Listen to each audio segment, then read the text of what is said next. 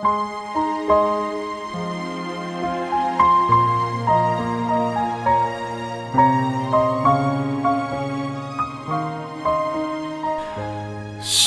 Bapak Ibu Saudara yang dikasihi Tuhan, haleluya, kita bersyukur hari ini kita sudah berada di pertengahan minggu lagi dan mendekati akhir bulan Maret, Rabu 26 Maret 2025. Saya bersyukur Tuhan selalu memelihara kehidupan saya dan istri dan juga pelayanan sampai hari ini, dan saya berharap saudara pun tetap demikian, tetap semangat dalam mengiring Tuhan.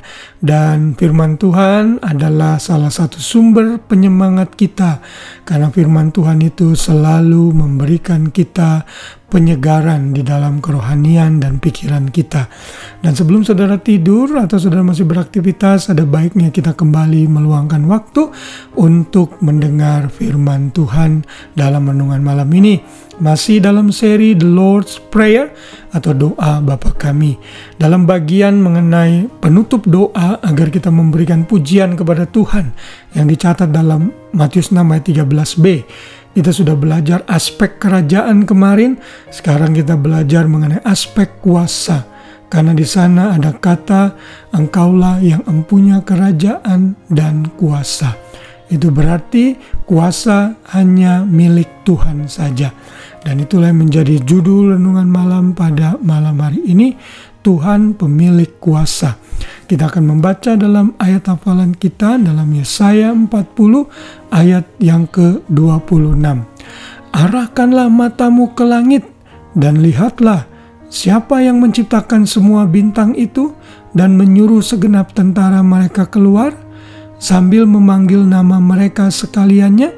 Satu pun tiada yang tak hadir, sebab Ia Maha Kuasa dan Maha Kuat. Dalam ayat ini dinyatakan bahwa Tuhan kita adalah Tuhan yang Maha Kuasa atau omnipotent. Karena itulah dalam doa kita dianjurkan dalam ayat ini bahwa kita harus memuji Tuhan di dalam kekuasaan yang Ia miliki. Dan ada begitu banyak ayat-ayat yang menyatakan bahwa Tuhan itu Maha Kuasa. Saya berikan beberapa, misalnya dalam Yeremia 32 ayat 17. Ah, Tuhan Allah, sesungguhnya Engkaulah yang telah menjadikan langit dan bumi dengan kekuatan-Mu yang besar dan dengan lengan-Mu yang terentang. Tiada suatu apapun yang mustahil untuk-Mu.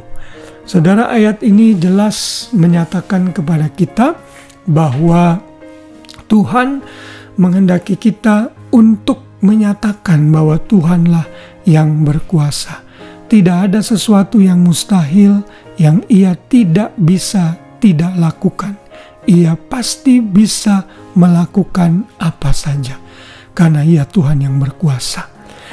Lalu Matius 28 ayat 18 ini menggambarkan bahwa Yesus juga adalah Tuhan yang Maha Kuasa. Di situ dikatakan Yesus mendekati mereka dan berkata, "Kepadaku telah diberikan segala kuasa di sorga dan di bumi." Lalu dalam Ibrani 1 ayat 3-4 ini juga menyatakan keperkasaan Tuhan. Ia adalah cahaya kemuliaan Allah dan gambar wujud Allah yang menopang segala yang ada dengan firman-Nya yang penuh kekuasaan. Dan setelah Ia selesai mengadakan penyucian dosa, Ia duduk di sebelah kanan yang Maha Besar, di tempat yang tinggi, jauh lebih tinggi daripada malaikat-malaikat, sama seperti nama yang dikaruniakan kepadanya, jauh lebih indah daripada nama mereka. Ini adalah gambaran bahwa Tuhan Yahweh di perjanjian lama adalah Maha Kuasa, dan Yesus yang merupakan manifestasi atau pernyataan diri Yahweh di dalam dirinya. Yesus juga dinyatakan sebagai Tuhan yang Maha Kuasa. Ia yang memiliki kuasa. Karena itulah dalam doa kita harus mengembalikan pujian, hormat kepada Tuhan, kekuasaan milik Tuhan sepenuhnya. Kalau kita sadar Tuhan itu Maha Kuasa, maka kita tahu Dia Tuhan yang berdaulat. Kalau kita tahu Dia Tuhan yang berdaulat, berarti kita harus tunduk kepada Tuhan sepenuhnya, termasuk untuk jawaban doa kita. Kalau Tuhan berkata tidak, ya kita harus bersyukur dan menerima jawaban itu. Kalau Tuhan berkata tunggu dulu, saudara harus menunggu jawaban Tuhan. Kalau Tuhan berkata ya, ya saudara bersyukur. Jangan memaksa Tuhan dalam doa saudara. Apapun jawaban yang Tuhan berikan, mari kembalikan pujian kepada Tuhan. Katakan kepada Tuhan, Engkaulah yang empunya kerajaan dan kuasa. Dan esok hari kita akan belajar mengenai Tuhan yang memiliki kemuliaan dan layak menerima pujian dan kemuliaan selama-lamanya. Wow, haleluya. Kiranya renungan firman Tuhan ini menambah pengertian kita lagi mengenai doa. Selamat malam, selamat beristirahat. Biar kasih Kristus menaungi kita semua. Tuhan memberkati. Shalom.